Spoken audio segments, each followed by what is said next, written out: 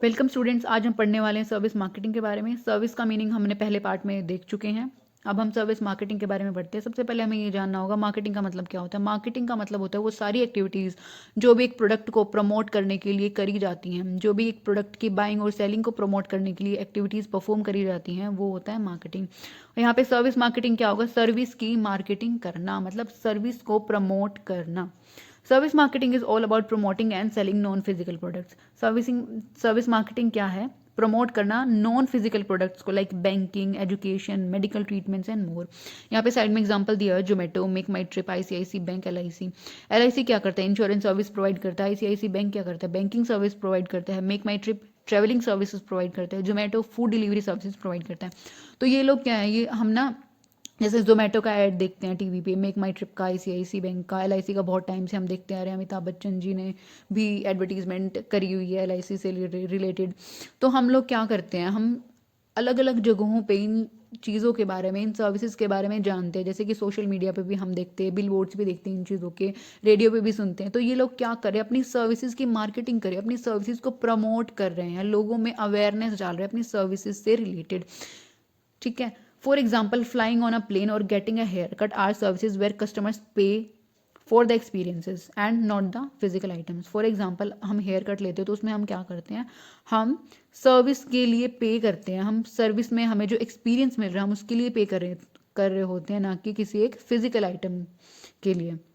Service marketing का गोल क्या होता है? ये हाईलाइट करना चाहते हैं जो भी वैल्यूज़, जो भी सर्विसेज, जो भी बेनिफिट, जो भी एक्सपीरियंस ये प्रोवाइड करें कस्टमर्स को, ये उसकी वैल्यू बना के रखना चाहते हैं, उसकी वैल्यू को हाईलाइट करना चाहते हैं अपने कस्टमर्स के सामने, ताकि कस्टमर्स उनसे अट्रैक्ट होते रहें और रिटेन रहें उनसे कस्टमर्स, उनके कस्टमर्स बने रहें।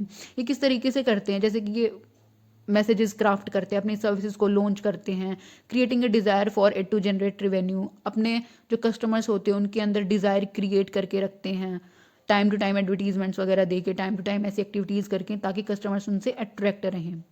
उसके बाद आता है features of service marketing. Service marketing के फीचर्स क्या है? Intangible, inseparable, perishability, variability, changing demand, pricing. Intangible का मतलब होता है हम उनको टच नहीं कर सकते, देख नहीं कर सकते, फील नहीं कर सकते हम उनको, हम सिर्फ उनको एक्सपीरियंस कर सकते हैं। फॉर एग्जाम्पल, आप सैलून में जाते हैं हेयर कट कराने, आपने क्या किया? क्या आप हेयर कट को टच करके देख सकते हैं? नहीं देख सकते ना, आप सिर्फ उसको एक्सपीरियंस कर रहे हैं। आप बार बार आपके हेयर कट कर रहा है, आपने हेयर कट करा लिया, ठीक है, और लास्ट में एक फाइनल लुक आ गया कि हेयर कट करवाने के बाद ये फाइनल लुक आया है। उसके बाद आता है इनसेपरेबिलिटी। क्या आप बार्बर से उसकी जो सर्विस है उसको अलग कर सकते हो? नहीं कर सकते ना। सर्विस प्रोवाइडर से आप सर्विस को अलग नहीं कर सकते हो, उसके साथ ही रहेगी। पेरिशेबिलिटी, पेरिशेबिलिटी का मतलब है आप उसको स्टोर करके भी नहीं रख सकते हो। फॉर एग्जाम्पल, आपने सिनेमा के लिए एक टिकट बुक की थी, वो आज का शो था, आप वहाँ नहीं जा पाए, तो क्या आप कल सेम टिकट से वो शो देख सकते हो और वो सेम शो देख सकते हो? नहीं देख सकते ना, क्योंकि वो शो जा चुका है और आप वो सेम टिकट यूज़ नहीं कर सकते हो नेक्स्ट शो के लिए। तो पेरिशेबल, आप उस चीज़ को स्टोर करके नहीं रख सकते हो। वेरिएबिलिटी, आप जितने स्किल्ड टीचर से पढ़ रहे हो उसकी उतनी अच्छी सर्विसेज होंगी, आप एक लो स्किल टीचर से पढ़ रहे हो तो उसकी कम स्किल्स होंगी। तो ये सर्विस प्रोवाइडर पे डिपेंड करता है, अलग सर्विस प्रोवाइडर अलग अलग है अगर, तो वेरिएबिलिटी आएगी सर्विसेज में। प्राइसिंग, प्राइसेस, अगर आप किसी प्रोफेशनल से सर्विसेज ले रहे हो तो हाई प्राइस होगा उस सर्विसेज का। अगर आप किसी प्रोफेशनल से नहीं ले रहे हो तो लो प्राइस होगा। चेंजिंग डिमांड, डिमांड्स चेंज होती रहती है, कोई सीजनल डिमांड हो गई या फिर बिजनेस ऑब्स्ट्रक्शन आ गई, कोई अर्थक्वेक फ्लड आ गया, तो इसकी वजह से डिमांड्स चेंज होती रहती हैं टाइम टू टाइम। उसके बाद आएगा service marketing goals. Improve brand awareness, जितनी ज़्यादा ब्रांड अवेयरनेस क्रिएट होगी कंपनी की उतने ज़्यादा कस्टमर्स अट्रैक्ट होंगे। सेकेंड है जनरेट लीड्स। लीड जनरेट करना एक बहुत इंपॉर्टेंट गोल होता है, जितनी ज़्यादा लीड्स आएंगे उतनी ज़्यादा सेल्स और रिवेन्यू जनरेट होगी। फॉर एग्जाम्पल, जियो ने क्या किया था, फ्री इंटरनेट सर्विसेज प्रोवाइड करके उस टाइम लॉकडाउन के टाइम पे अपनी लीड जनरेट कर ली थी। अब बाद में क्या कर रहे हैं वो लोग, उन्हीं लीड से अपना प्रॉफिट अर्न कर रहे हैं ना। थर्ड है increase website traffic. Website traffic increase करना होता है, जितना ज़्यादा ट्रैफिक आएगा वेबसाइट पे उतने ज़्यादा क्या होंगे, लीड जनरेट होंगी, उतनी ज़्यादा प्रॉफिट्स अर्न कर पाएंगे। एक्वायर न्यू कस्टमर्स एक्वायर करना एक डिफिकल्ट स्टेप होता है और एक डिफिकल्ट गोल होता है, क्योंकि जो हमने जिन कस्टमर्स के सामने हमने इमेज बना ली वो तो हमारे पास रुके हैं, बट न्यू कस्टमर्स को हम कैसे खींच के लाएंगे, तो हमारे पास बहुत सारी स्ट्रेटजीज होती है। प्राइसिंग स्ट्रेटजीज हो गया, प्रमोशनल स्ट्रेटजीज हो गया, तो वो अप्लाई करके नए कस्टमर्स को अट्रैक्ट करना होता है। इंप्रूव कस्टमर वैल्यू का मतलब होता है कि जितना प्राइस हम पे करें, जितना प्राइस कस्टमर पे कर रहा है ना एक सर्विस के लिए, उतना उसको वर्थ लगना चाहिए कि मैंने ये चीज़ इतने में खरीदी है तो मैं सेटिस्फाई हूँ कि हाँ ये चीज़ इतने की ही है। फॉर एग्जांपल मैं दुपट्टा लेने गई, मैंने 2000 का दुपट्टा ले लिया एक, उसके बाद मैं घर आई, मैंने 2 दिन यूज़ किया, तीसरे दिन वॉश कर दिया मैंने उसको, तो उसमें क्या हुआ कि उसका कलर चला गया दुपट्टे का। अब मेरे को क्या लग रहा है कि ये दुपट्टा मैंने जितने रुपए में ख़रीदा था उतने के लायक नहीं निकला, तो यहाँ पे बात गड़बड़ हो गई। बट सर्विस प्रोवाइडर को अपनी कस्टमर वैल्यू इंप्रूव करती रहनी चाहिए, उनको करना होता है टाइम टू टाइम। वो अपना एक गोल लेके चलते हैं कि हम कस्टमर वैल्यू मेंटेन करके रखेंगे, इंप्रूव करके रखेंगे, अच्छी से अच्छी सर्विस क्वालिटी प्रोवाइड करेंगे ताकि कस्टमर हमारे पास बना रहे। उसके बाद आते हैं स्कोप ऑफ सर्विस मार्केटिंग के स्कोप क्या होते हैं? अवेयरनेस क्रिएट करने में हेल्प करता है, ठीक है। मार्केटिंग से हम क्या करते हैं, अपने जो सर्विसेज हो रही है उसको प्रमोट ही कर रहे हैं ना, तो उससे क्या होता है कि अवेयरनेस क्रिएट होती है लोगों के बीच में। फिर आता है boost sale and increase revenue. जितनी ज़्यादा अवेयरनेस क्रिएट होगी कस्टमर्स के बीच में, लोगों के बीच में, उतनी ज़्यादा क्या होगा, कस्टमर हमारे पास आएंगे, हमारी सेल्स इंक्रीज होगी, रिवेन्यू इंक्रीज होगी। Raise standard of living increase करने में भी बहुत हेल्प करता है सर्विस मार्केटिंग, क्योंकि लोगों को बीच में अवेयरनेस बढ़ रही है, वो हमारा प्रोडक्ट खरीद रहे हैं, उनको पता चल रहा है, उनको नॉलेज भी मिल रही है डिफरेंट प्रोडक्ट्स और सर्विसेज की, कि ऐसी ऐसी सर्विसेज मार्केट में अवेलेबल है। वो उन चीज़ों को खरीदते हैं, फिर उन सर्विसेज को खरीदते तो उनका स्टैंडर्ड ऑफ लिविंग इंक्रीज हो जाता है। फॉर एग्जांपल जोमेटो लगा लो, जोमेटो से हमने क्या, हमें स्टार्टिंग में पता लगा था कि ये सर्विसेज ऐसी प्रोवाइड कर रहे हैं, तो हमने क्या किया, धीरे धीरे उनको यूज़ करना स्टार्ट किया, हमें एक फैसिलिटी मिल रही है। अब हमारा क्या, और हमारा स्टैंडर्ड ऑफ लिविंग इंक्रीज हो रहा है ना उस चीज़ की वजह से, कि हमें घर बैठे सामान मिल जाता है, हमें जाना नहीं पड़ता, हमारी कितने सारे रिसोर्सेज वेस्ट नहीं होते। प्रोवाइड एम्प्लॉयमेंट, जैसे जो डिलीवरी बॉयज़ आते हैं तो उनको क्या करा हुआ है कंपनी ने, एम्प्लॉयमेंट प्रोवाइड करी हुई है। तो सर्विस मार्केटिंग में से क्या होता है, एम्प्लॉयमेंट जनरेट करते हैं जो कंपनीज़ होती है, जो सर्विस प्रोवाइडर कंपनीज़ होती हैं।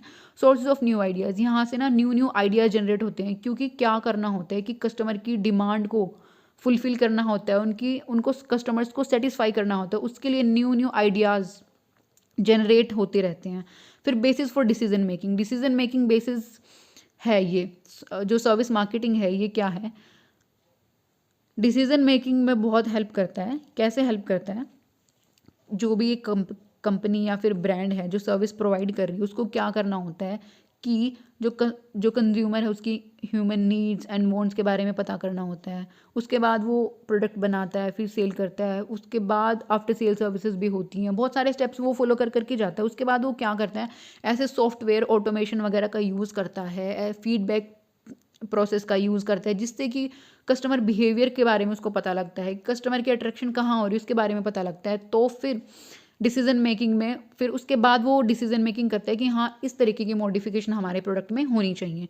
हेल्प्स इन इकोनॉमिक डेवलपमेंट में कैसे हेल्प करेगा, देखो अगर स्टैंडर्ड्स रेज हो रहे हैं, एम्प्लॉयमेंट जनरेट हो रही है, कंपनी का भी सेल्स और रिवेन्यू इंक्रीज हो रहा है, प्रॉफिट इंक्रीज हो रही है, तो ऑटोमेटिकली जो हमारी कंट्री है उसका जीडीपी इंक्रीज होगा, जिसकी वजह से इकोनॉमिक डेवलपमेंट में हेल्प होती है। उसके बाद आता है टाइप्स ऑफ मार्केटिंग के टाइप्स क्या है, सर्विस मार्केटिंग के टाइप्स क्या, एक्सटर्नल, इंटरनल और इंटरेक्टिव। एक्सटर्नल का मतलब हो गया बाहरी, इंटरनल का मतलब अंदर का, इंटरेक्टिव मतलब इंटरेक्शन होती है बीच में, दो लोगों के बीच में इंटरेक्शन। तो एक्सटर्नल सर्विस मार्केटिंग का मतलब होता है कंपनी और कस्टमर्स क्या हो गए, कंपनी के अंदर नहीं है ना, वो बाहर के लोग हो गए। तो कंपनी के अंदर और बाहर के लोगों में जब जो कोई एक कम्युनिकेशन हो रहा है, कोई डील हो रही है, तो उसको हम बोलेंगे एक्सटर्नल मार्केटिंग। अगर सिर्फ कंपनी के दो अंदर के लोग हैं उनके बीच में हो रहा है, तो फिर हम उसको बोलेंगे इंटरनल मार्केटिंग, क्योंकि सारा प्रोसेस अंदर है ना, बाहर कुछ नहीं गया, बाहर किसी से हमने कनेक्ट नहीं किया, तो वो हो गया इंटरनल मार्केटिंग। इंटरेक्टिव मार्केटिंग में क्या होता है, एम्प्लॉयज़ और कस्टमर्स इंटरेक्ट करते हैं, वो आपस में कम्युनिकेट करते हैं अलग अलग तरीके से, इन दोनों का पार्टिसिपेशन होता है इसमें। इंटरनल मार्केटिंग में कंपनी और एम्प्लॉयज़, कंपनी क्या करती है, अपने एम्प्लॉयज़ को अपनी वो सर्विसेज प्रोवाइड करती है as a bonus, as a gift, ताकि जो भी उसके एम्प्लॉयज़ हैं वो सेटिस्फाई रहे। अगर एम्प्लॉयज़ ही सेटिस्फाई नहीं रहेंगे, अगर वो ही मोटिवेटेड नहीं होंगे हमारे प्रोडक्ट को लेके, अगर वो ही कॉन्फिडेंट नहीं फील कर रहे, तो वो हमारे कस्टमर्स को कैसे सेटिस्फाई कर पाएंगे।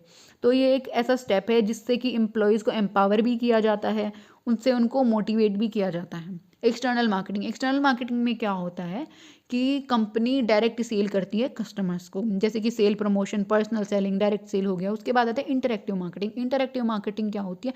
कस्टमर फोकस्ड अप्रोच होती है ये, इस पर ज़्यादा से ज़्यादा कस्टमर पे फोकस किया जाता है, कस्टमर्स को एंगेज करके रखा जाता है और उनकी पार्टिसिपेशन की भी यहाँ पर रिक्वायरमेंट होती है। कई बार हम अपनी ईमेल्स पे देखते हैं कि हमें क्विजेज आए हुए हैं कोई ब्रांड की तरफ से, कोई वीडियोज़ आती हैं, हमें एडवर्टीजमेंट लगा लो किसी भी चीज़ की, या फिर कोई शॉर्ट वीडियो आ गई हमारे पास की। हम कई बार गूगल यूज़ कर रहे होते हैं तभी भी तो बीच बीच में आती है ना वीडियोस, एडवर्टीजमेंट्स आती है, ऑडियो आ गई हमारे पास, live streaming, polls and quizzes, interactive story telling, इस तरीके से ये होती है इंटरेक्टिव मार्केटिंग।